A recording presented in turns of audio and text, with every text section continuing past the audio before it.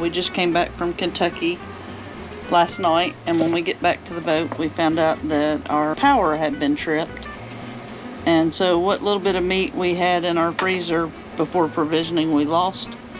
So we went and done an initial provisioning of meat, and I'm going to show you how I go about packaging up our meat and putting it in our freezer and such.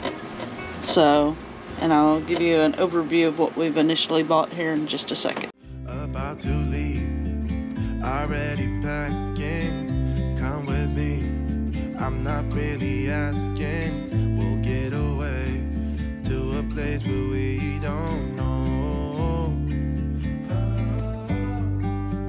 About to see the world in action, what we can be, life with no distractions, we'll get away, this is what we waited for.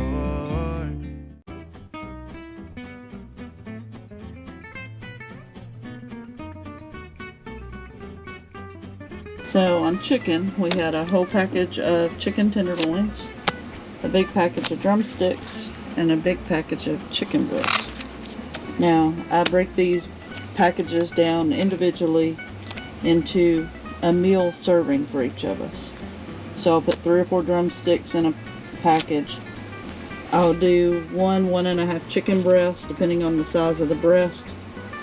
And then we'll do 5 of the chicken tenders, probably 5 or 6 per package. So we'll have that to do.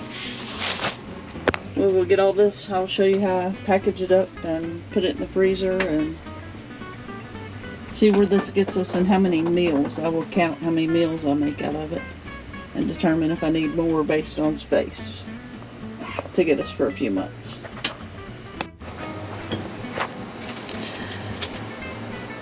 So I write on each of my bags what I'm putting in here,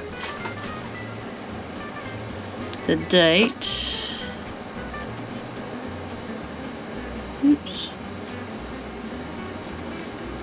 and the quantity.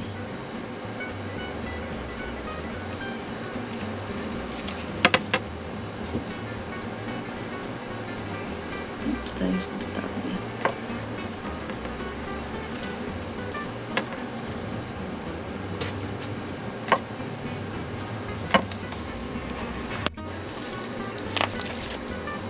So, as you can see, these are big, thick chicken breasts, really sharp knife, and I literally cut it in 2, and that makes a meal for each of us because they're so big. So I'll sit here and I'll get them all cut up.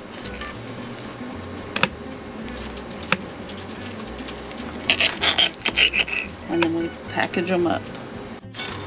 So once I get them in a bag, I've re-washed my hands. I take and I start my seal. And these are quart freezer bags. And I try to make sure I have all the air I can get out of them. And then I finish sealing them. So then that gives me 1 meal. And it's compact. All this meat came from Sam's Club. We went to Sam's Club tonight and did this. So again, just get it started. And I repeat this process all the way through the chicken. Make sure we have all the air out. Again, I squeeze as much air out of them. Chicken legs are a little harder to get it all out.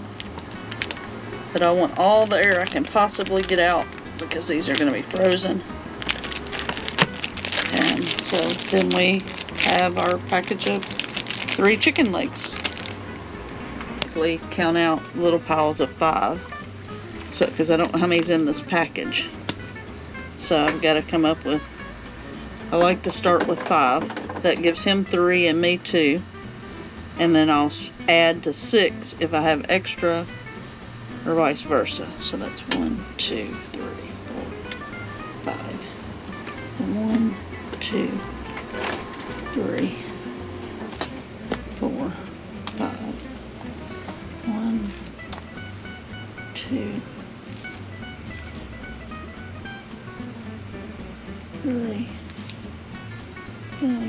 baby. 4, 5. 1, 2, 3, 4, 5. So that worked out 1, 2, 3, 4, 5 of them. 5 each. So now I can rewash my hands and start over packaging.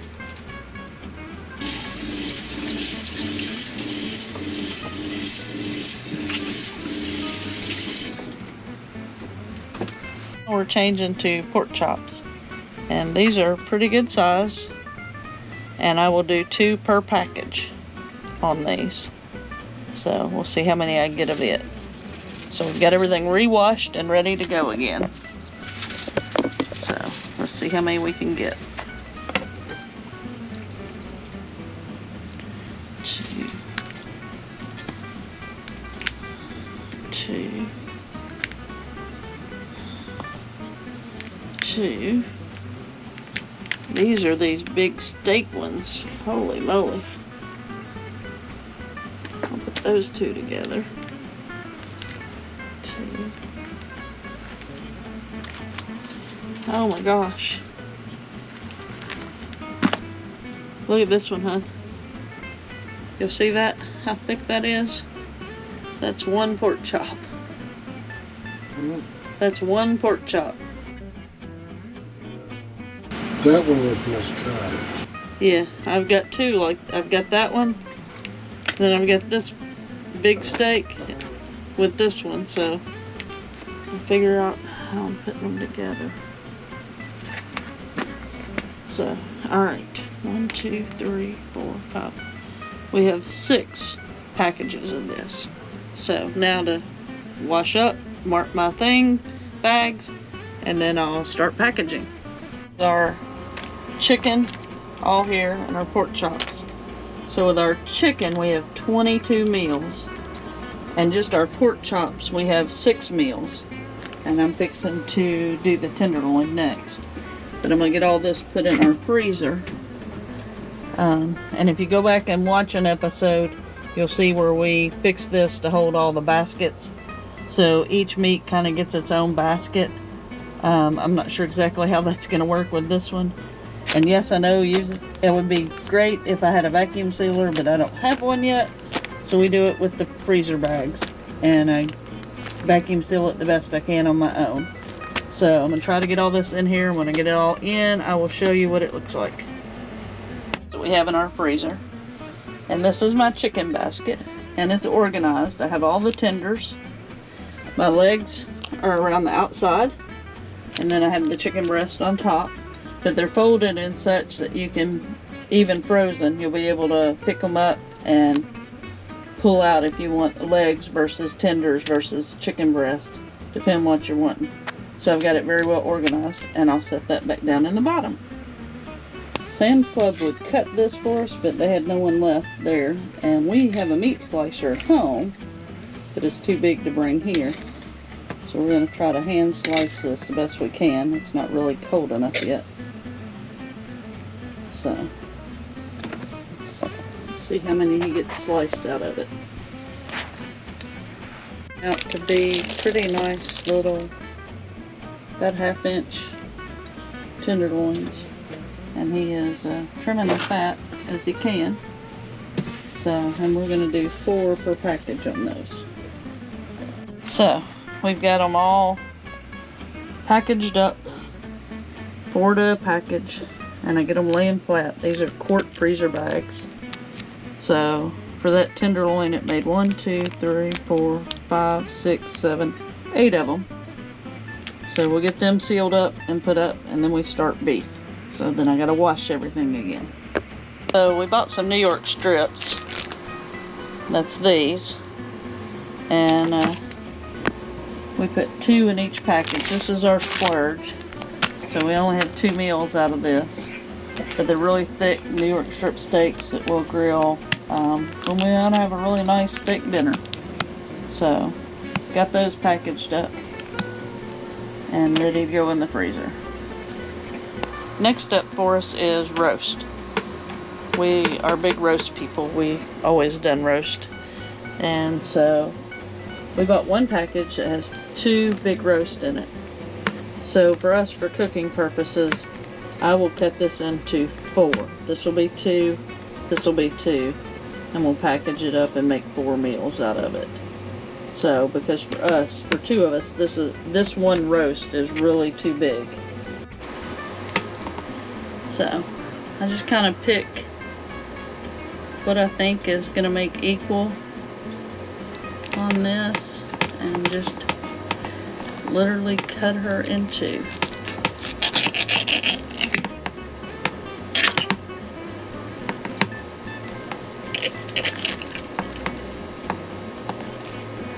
So that still makes a really good roast size. We have a small crock pot, so each one of these will make a decent meal for the 2 of us.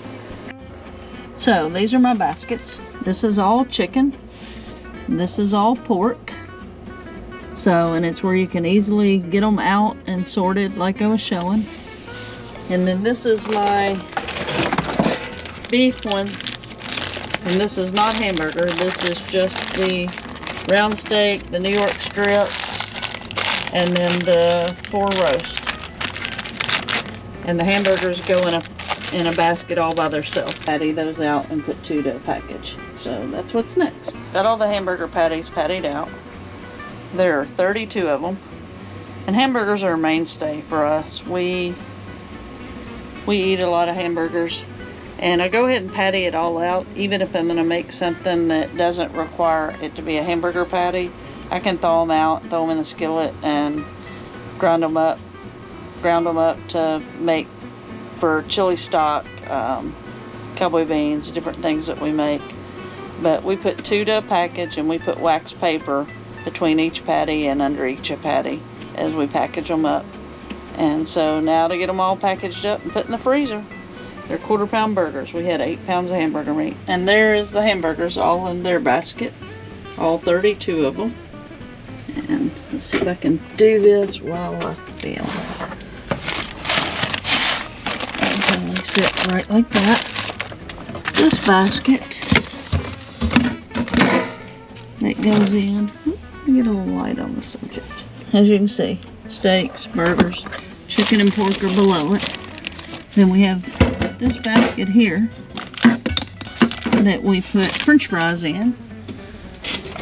And then this basket will sit here on top of it, and it will probably have ham and bacon in it. And then I have this basket that keeps my bag. We have this basket. So usually we have them both. Makes it a pretty full freezer. As long as this door goes on, we're in good shape. And down it goes. We buy these Kentucky Legend hams. I have 2 that are hickory smoked and 1 that is honey glazed. And we use these to make ham and biscuits or to make sandwiches. So what I do is on the bigger slices, like what this one is, I'll do 4 per package. And as we get down to the smaller pieces, I'll do 5 or 6 per package. And they make great ham sandwiches, hot ham sandwiches, or fantastic ham and biscuits. And it's easy to fix. So I'm going to package up these to freeze. I have one already in the fridge. So, okay, this is the meats I purchased today. These are chuck shoulder steaks. They're good grilling steaks, about 1/2 inch thick. I got 3 of those. I have beef tips for making stew or making stir-fry tips. Bought peppers to make stir-fry tips, and we have rice. And then these are New York strip grilling steaks that are really thin. We like to have a steak sandwich or just eat as a steak. So now I'll add all this into the freezer along with part of our bacon we bought yesterday. Will go in the freezer for later dates. Get all that in, and I think my fridge and freezer are done. I have kept a list of everything, how much it cost and how many meals it made me. So at the end of the video, I'll go through all our provisioning as to what cost and stuff, and then we'll have to do a follow-up as to how long it all lasted us. So let's see if we can get all this in the freezer. freezer is pretty full. There's all the meats that I just packaged up from today. And we bought some corn on the cob. We have some French fries. And then down underneath that is the ham and the bacon. And we have an ice maker. So this is our basket we keep our ice in. Also helps with the freezer some. So, all done. Now to start on all of this.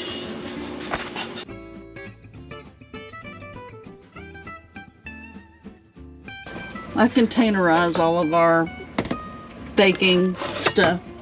So as you see, we have sugar, cornmeal, self-rising flour, all-purpose flour, pancake mix, and then we have Shelly macaroni mixed with elbow macaroni, and then elbow macaroni, and then we have our salt back there.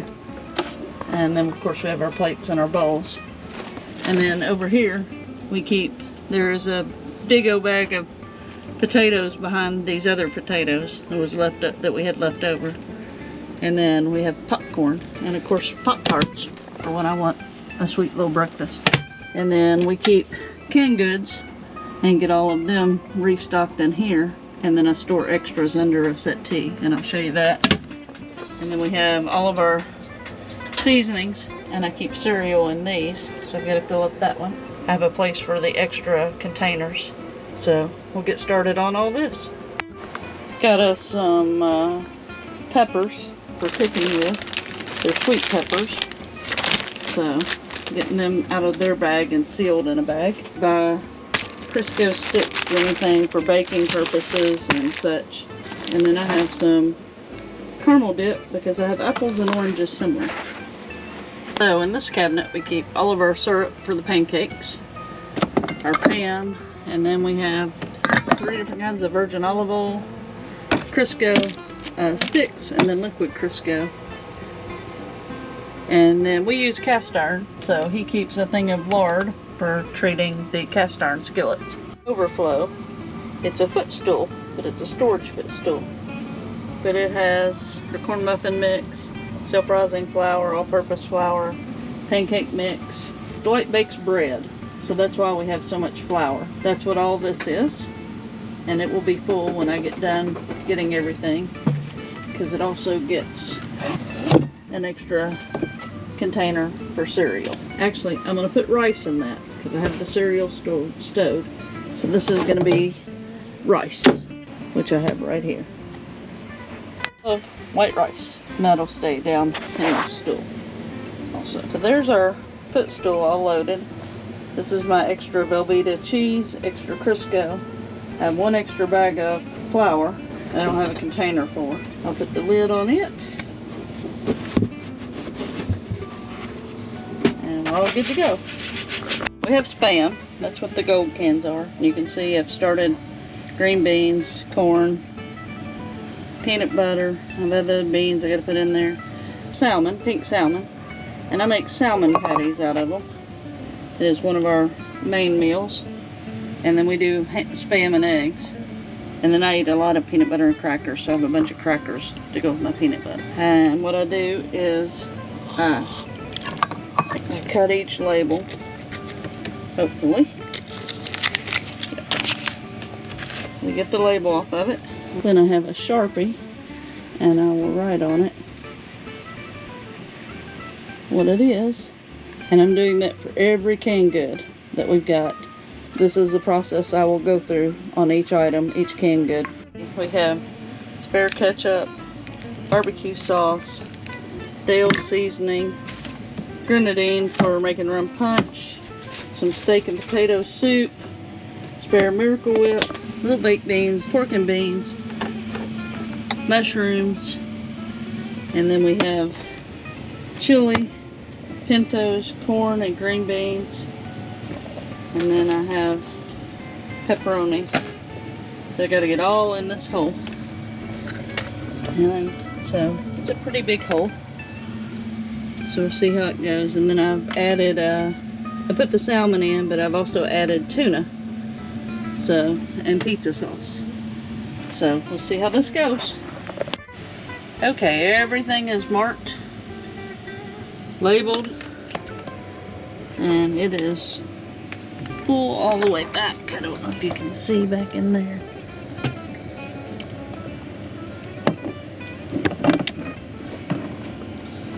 But it is full of stuff all the way back.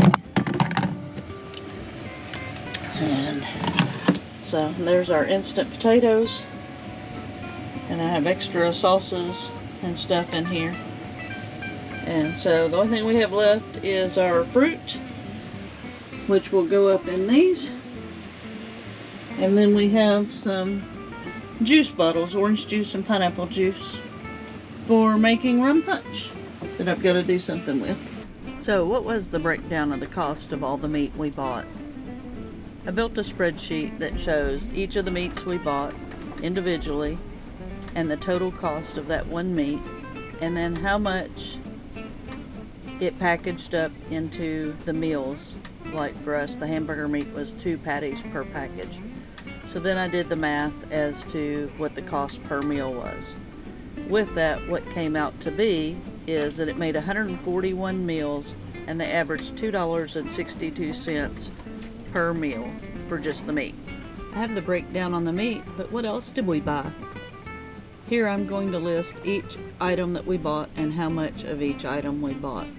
So I break down all our canned goods and vegetables, all our sauces.